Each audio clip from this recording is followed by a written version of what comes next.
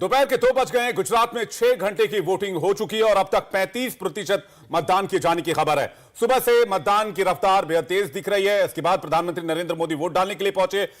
8 अलग अलग तस्वीरें हम आपको दिखा रहे हैं, अहमदाबाद से लेकर विरमगाम तक और मां हीराबाद से लेकर आनंदीबेन पटेल तक।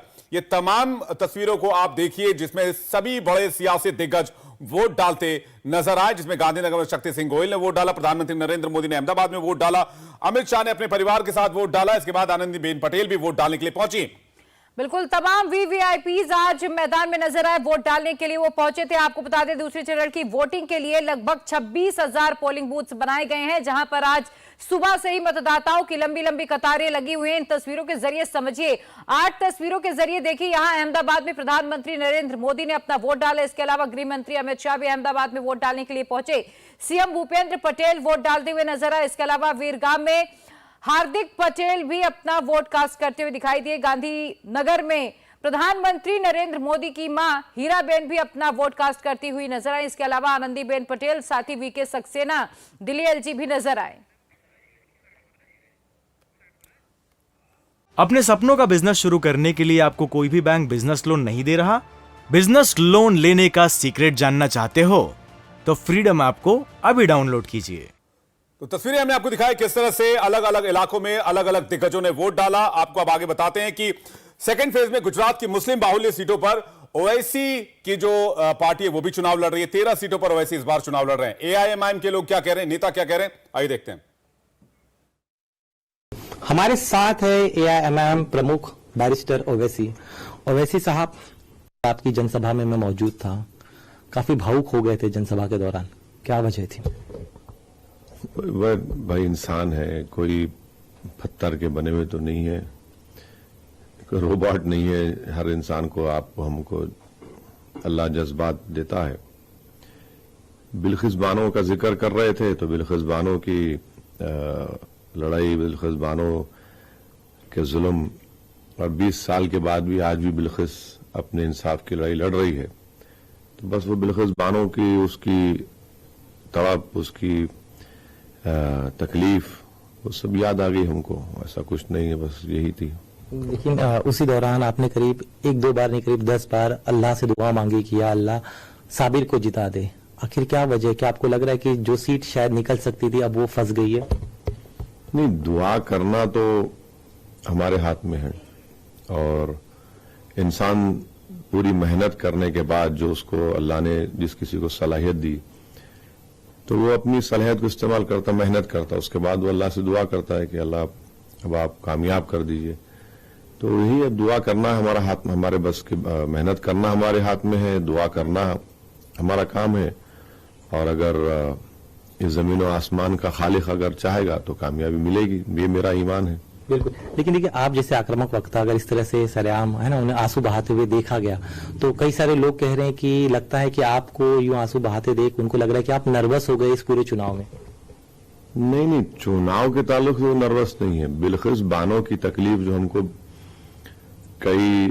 जब से बिल्किस बानो की बेटी की हत्या करने वालों को, उसकी मां का रेप, हत्या करने वालों को, बिल्किस से बलात्कार करने वालों को जब से मोदी सरकार ने छोड़ा, ये हमारे लिए बड़ी तकलीफ दे बात साबित हुई है। और हम यही देख रहे थे कि अभी हम सब, हमारे घर में बेटियां हैं, बहन हैं, रिश्तेदार हैं, तो यही चीज हम देखकर हमको चीज सता रही थी और तकलीफ पहुंचा रही थी।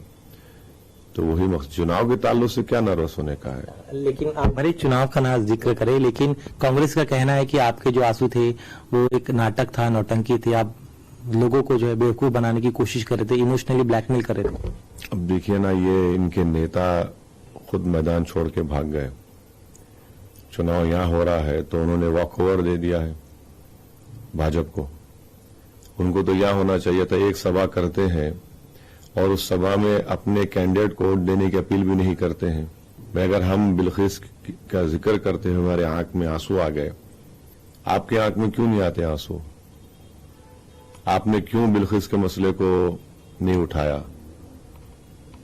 आप बताइए, कोविड के दौरान में आज वो हमारे आंसुओं को एक मजाक समझ रहे हैं। जब कोविड में वही विधायक गायब हो गया, साबिर काबुलीवाला, अपनी जान को खतरे में डालकर उसी विधानसभा के कई लोगों की मदद करता है, टीम बनाकर उनके हर एतबार से मदद करता है। तो अब ऐसा है ना कि जो इंसान किसी की तकलीफ को महसूस नहीं करता, किसी के गम को अपना गम नहीं समझता, तो वो जनता की क्या खिदमत करेगा? आपको तो अगर आप इंसान हैं तो आपको तो महसूस करना चाहिए। तो ये कांग्रेस लोग ऐसे कोल्ड हो गए, ठंडे पड़ गए कि ना उनको तड़पती इंसानियत उनके दिल पर सर करती, ना उनको कोविड के दौरान जो लोग ऑक्सीजन के लिए तड़प रहे थे जमालपुर में उनको कोई माने रखते, ना वो 723 फैक्ट्री जो 12 महीने से बंद है, जिससे 1.5 लाख लोग बेरोजगार हो गए हैं, उनके घरों में चूल्हा नहीं जल रहा है, अगर वो भी देखकर उनके आंख में आंसू नहीं आते तो फिर वो जवाब देंगे, जनता जवाब देंगे उनको। आपने राहुल गांधी का जिक्र किया, इसलिए मैं पहले उस पर आ जाता हूं। अभी राहुल गांधी मध्य प्रदेश में, वहां पर उन्होंने जय सिया राम की फिलॉसफी बताई, आप किस तरह से देखते हैं? देखिए,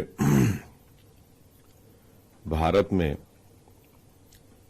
महात्मा गांधी की हत्या के बाद ऐसे 2 बड़े इंपॉर्टेंट इवेंट्स हैं जिसको हम कभी नहीं भुला सकते, बल्कि 3 कह लीजिए। एक तो अपने सपनों का बिजनेस शुरू करने के लिए आपको कोई भी बैंक बिजनेस लोन नहीं दे रहा? बिजनेस लोन लेने का सीक्रेट जानना चाहते हो तो फ्रीडम ऐप को अभी डाउनलोड कीजिए। सिखों की हत्या दिल्ली के सड़कों पर, दूसरा 2002 का गुजरात का जेनोसाइड, और तीसरा 6 दिसंबर 1992 को जिस तरीके से भारत के संविधान की धज्जियां उड़ाई गईं, सुप्रीम कोर्ट को झूठ बोला गया, और उस वक्त केंद्र में सरकार कांग्रेस की थी और बाबरी मस्जिद के अतराफ में पूरे भाजपा के बड़े नेता थे।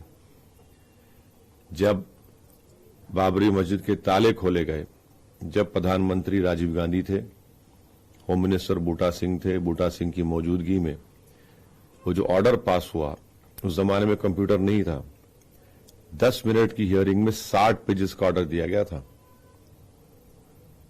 आज के जमाने में कंप्यूटर में शायद हो जाएगा वो, उस जमाने में नहीं हुआ, नहीं था कंप्यूटर, टाइपिस्ट।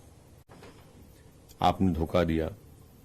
तो ये जब मस्जिद में मूर्तियां रखी गई, जीबी पंत थे कांग्रेस के मुख्यमंत्री, तो ये उनकी फिलॉसफी है, इन लोगों की है, यही इसीलिए तो कहते हैं इस बारे में वो। इंडिया टीवी हर वक्त हर जगह डाउनलोड करने के लिए सर्च करें India TV news Google play store या ऐप स्टोर पर।